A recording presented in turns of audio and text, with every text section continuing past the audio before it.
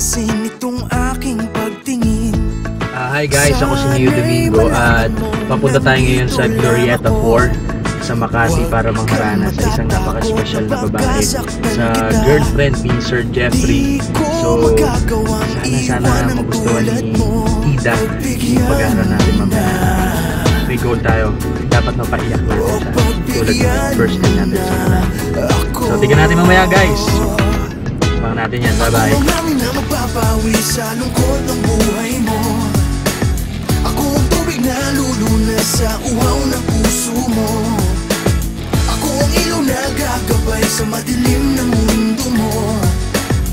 Ako lahat, o aking sinta, o aking sinta.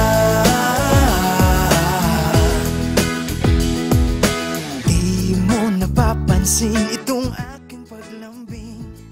Lahat ng gusto mo'y ibibigay sa'yo.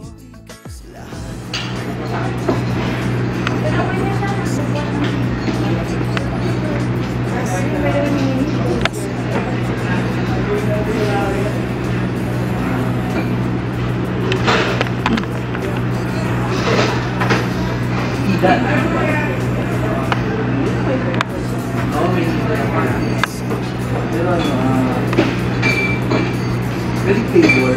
Sa party. Kasi, pwede ka mo po? Pwede ka mo? Ako pala si Neo. Bali kasi, kala nga.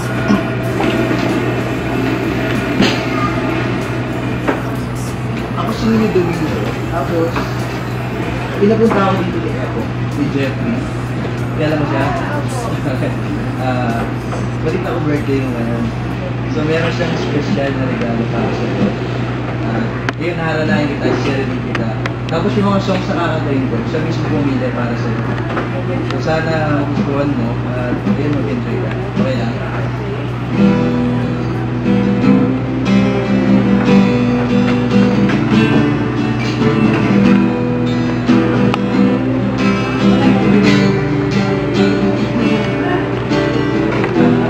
But without you, without your smile, drawing me in, you kick me out. Got my head spinning, no feeling like you're what's going on in that beautiful night?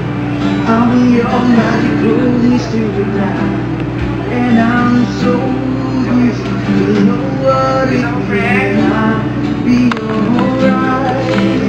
My head's underwater, but I'm breathing. You're crazy and I'm out of my mind. It's only love, love you, person, all your friends, all your perfect connections. Give you all, and I give my all. So you hold my hand and my bed, stealing, and I will swim. Is I give you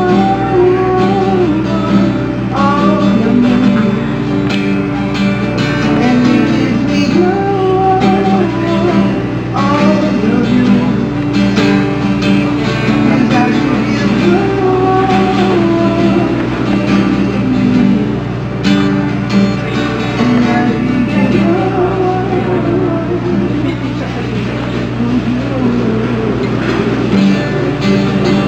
that is all.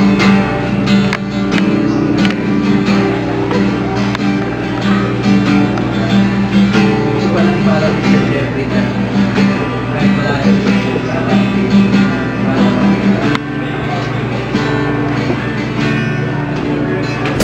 Di mo napapansin itong aking paglambing. Lahat ng gusto mo'y ibibigay sa'yo.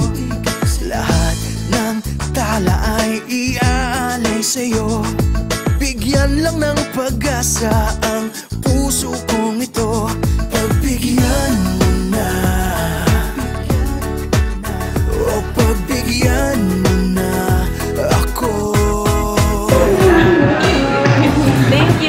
surprise na talaga. Hindi ko expect talaga. Thank you so much. I love you and happy Mother's Day. I'm glad ako yung kasi matagal ko na siya kasama. Before naman siya punta na Canada, sa akin naman lahat yung sinabi niyo naman yung secret. Kaya siguro, may utang siya sa akin yun. Ayun lang. Okay na, mare. Anong message mo sa kanya, kuya, kay Sir Jeffrey? Relax ka lang dyan. Makakarating din yung girlfriend mo dyan. Kasal ka lang. Para kay Ma'am Ida. Amida, more credit pa. Sana kasal na yung kasal.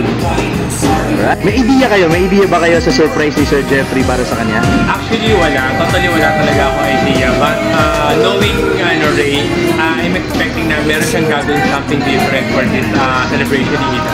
Alright, so yun, yung nakita niyo naman siyempre yung nangyari kanina. Anong masasabi niyo kay Sir Jeffrey and sa ginawa namin ngayon? Actually, awesome siya. Good job, Ray. Iba ka talaga. Sabi nga ni Vin, idol ka niya. Good job, good job.